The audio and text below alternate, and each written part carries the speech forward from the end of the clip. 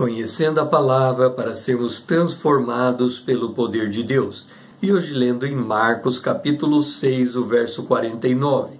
Eles, porém, vendo-o andar sobre o mar, pensaram tratar-se de um fantasma e gritaram.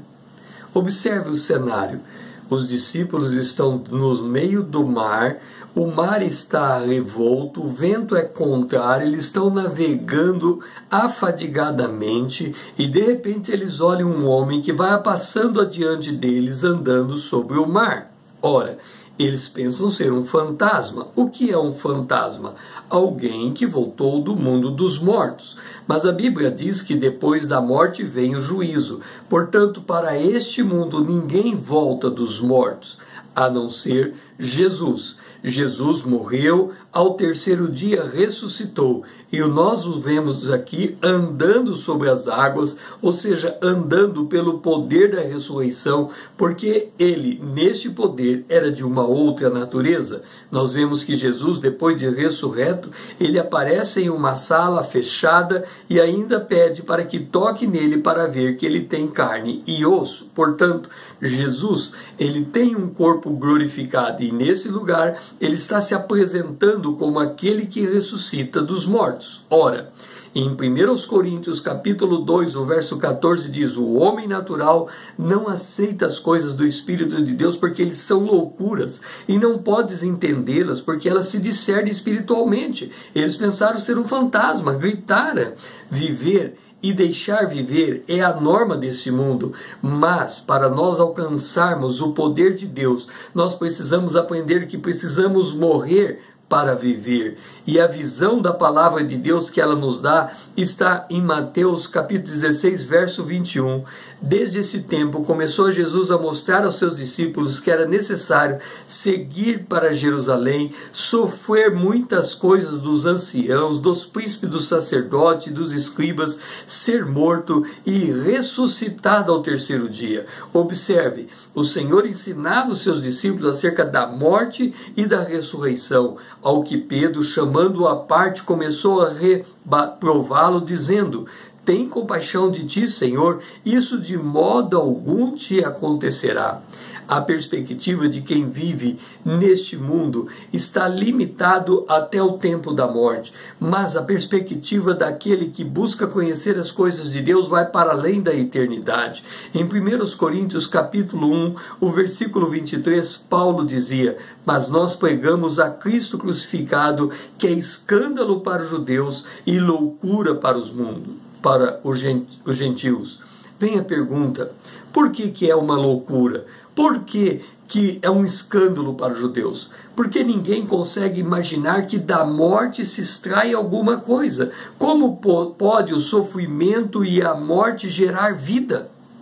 Em 2 Coríntios capítulo 1, versículo 9 diz: contudo, já em nós mesmos tivemos a sentença de morte, para que não confiássemos em nós, em sim em Deus que ressuscitou dos mortos.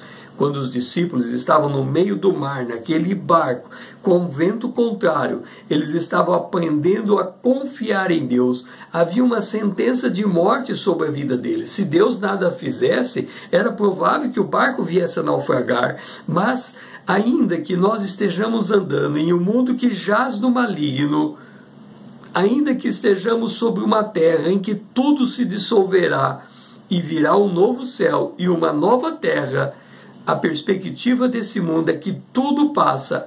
Ainda assim, nós podemos crer naquele que tem o poder para extrair da morte a vida. Nós vimos as Olimpíadas e vimos que muitos medalhistas, contudo, eles serão vencidos pela idade. Agora, o que adianta ganhar o mundo inteiro e perder a sua alma?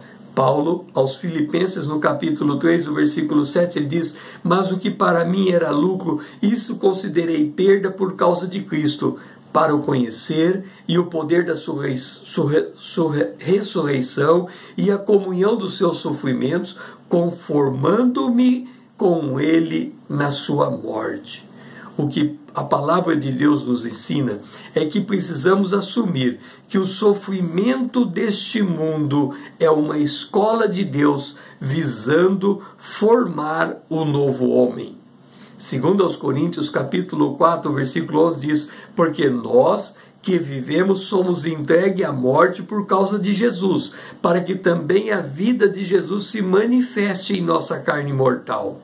O objetivo do sofrimento não é nos levar ao murmúrio, não é gritar de medo como fizeram os discípulos, mas é expurgar de nós a impureza para liberar a vida de Deus. Observe o que Paulo fala em Romanos do 8, 16 ao 18. O próprio Espírito testifica com o nosso Espírito que somos filhos de Deus. Ora, se somos filhos, somos também herdeiros, herdeiros de Deus e co-herdeiros com Cristo. Se com Ele sofremos, também com Ele seremos glorificados. Porque para mim, tenho por certo que os sofrimentos do tempo presente não podem ser comparados com a glória a ser revelada a nós. O Senhor está revelando a sua glória. Os discípulos, quando viram ele andando sobre as águas, gritaram de medo, porque não conseguiam compreender a obra de Deus. Nós também, muitas vezes, na jornada do sofrimento, passando por uma prova, nós gritamos de medo. Mas o Senhor se faz presente junto conosco e está indo adiante de nós, abrindo o caminho num lugar pelo qual nunca antes cruzamos, para que nós possamos conhecer Jesus como Filho de Deus, como próprio Deus, como Emanuel, como Deus conosco, como aquele que nos ajuda, como aquele que nos livra, como aquele que nos liberta. O Senhor é por nós, e se Deus é por nós, ninguém pode ser contra nós. O meu nome é César, usando da internet para com você compartilhar a palavra de Deus.